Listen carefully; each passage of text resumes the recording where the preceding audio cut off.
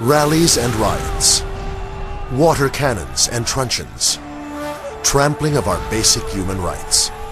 Talk about cheating and lying. These are but a few of the signs of our times. Too many questions have been left unanswered. Did she cheat? Who is Garci? Is there a sinister cover-up? Have we proclaimed the wrong president? This presentation does not presume to answer all those questions. Its principal purpose, the reason for its existence, is to supply some of the pieces that are missing in a gigantic puzzle. The evidence presented here is supported by documents made available by reliable individuals who refused to remain silent.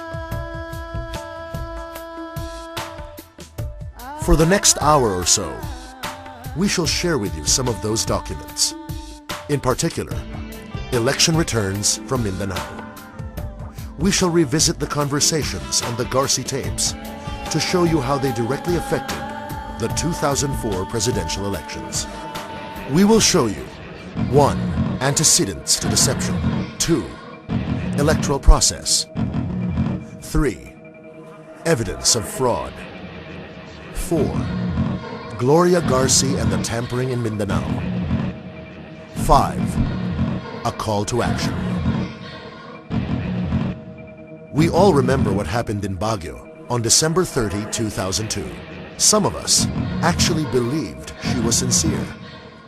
I have decided not to run for president during the elections of 2004. If I were to run, my political efforts can only result in never-ending divisiveness. But a scant 10 months later, on October 1, 2003, GMA sang a different tune. For some, the announcement was expected, but the majority of the population was taken by surprise. In answer to the clamor of the people, a reluctant Fernando Po Jr. announced his candidacy. The people rallied behind the king of Filipino movies.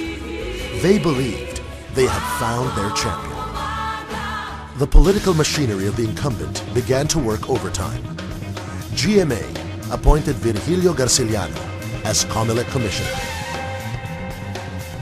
Who is Garciliano?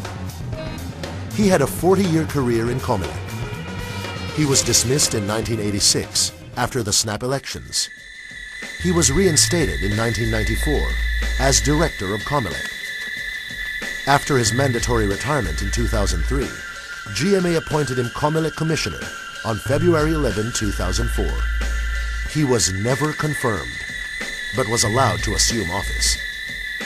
He was assigned to the Southern Tagalog and Bicol regions for the 2004 elections, but he operated in Mindanao. But that is getting ahead of our story. On February 10, 2004, the official campaign period began.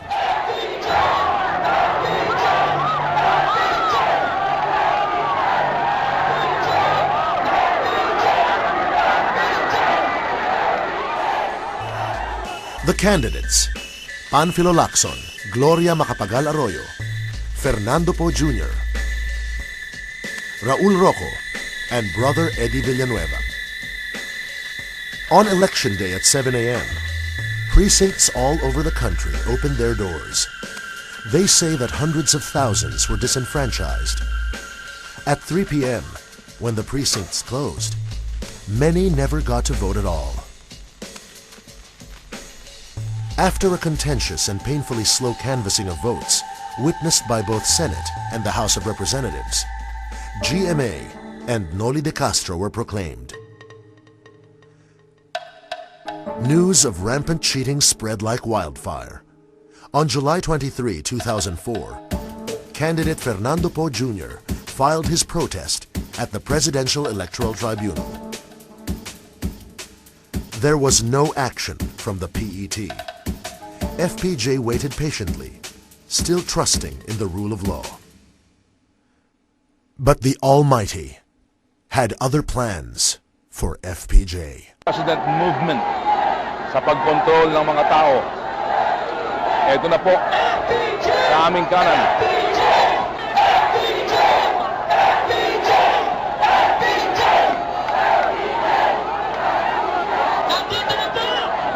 May kasama na pong mga uniform policemen. Walang iba! Kung hindi, si Pangulong Fernando po Jr. Susan Roses, FPJ's widow, filed a substitution case on behalf of Juan de la Cruz. On March 29, PET dismissed the petition. For many, it seemed like the end of the road. But on June 6, 2005, Sir, can we just clarify? So you're saying that it was indeed the President's voice? That's the President's voice, but the other party on the line is not that of a commissioner. And they were indeed having a conversation about election results? There's a conversation. This is a privileged conversation between the President and a political leader.